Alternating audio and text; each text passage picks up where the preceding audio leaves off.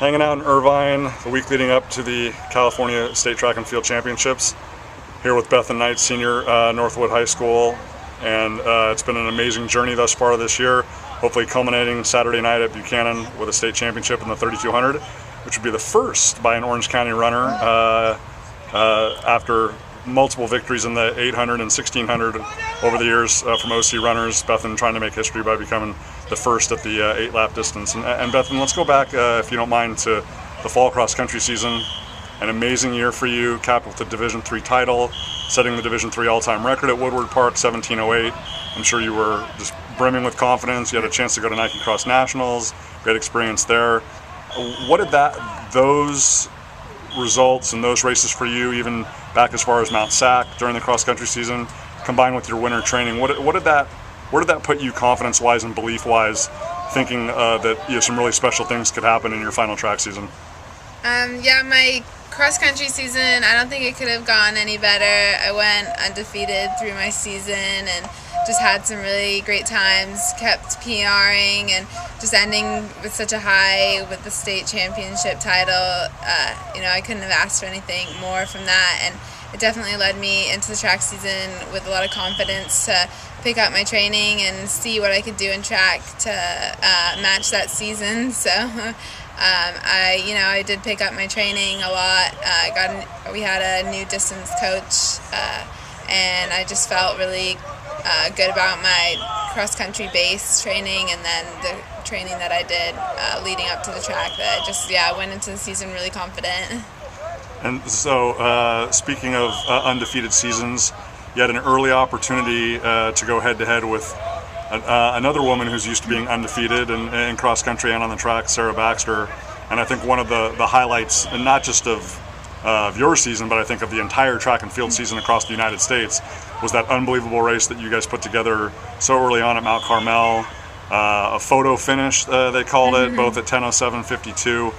To have that challenge and to be able to respond to that challenge so early in the season against a girl who has never lost at that distance in her high school career, 3-time state champion, where did that tell you, like, not only A, where you were at, but B, where you thought you could go by the time the year ended? That race definitely did give me a lot of confidence. Even before the race, if someone had told me that I would tie her or beat her, I don't think I would have believed it myself, just knowing the level of runner she is. But like I was saying before, I had felt really good in my training, and just wanted to go out there and compete and see what I could do. And it wasn't really till I was in the race and I just was keeping up with her, and it was a huge PR and just an unbelievable race for me. And it definitely led me to believe that I could do anything that I wanted to do this season. I don't know how well you knew Laura Hollander, but one thing I saw, not only in terms of her physical improvement and her physical maturity, but also her emotional and psychological development and maturity during her high school career, was when she pushed Sarah more than she'd ever been pushed before at the Arcadia Invitational. It kind of told her, hey, I belong, I want to be in that conversation, I deserve to be in that conversation. A lot of people talk about, hey, I want to go out and race Sarah Baxter and test myself, but you were so fearless and so tenacious throughout the entire cross country season.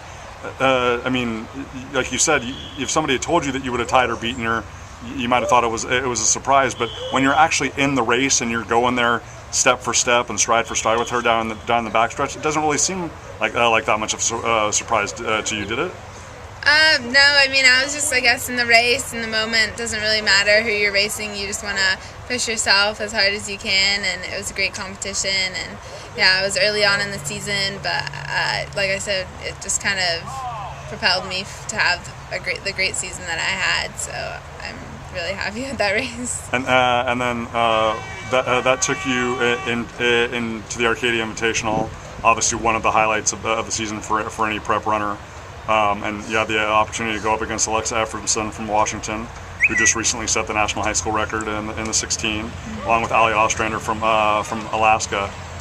It was a time drop for you, but one of the few races, if not the only race that you didn't win this year. But even again with the time drop and going head to head against such great competition, did you view that as a step forward for you, or was there disappointment and like, hey, I need to up my game and continue to push harder to get the goals I want at the end of the year? How did that kind of set up for you overall in the big picture?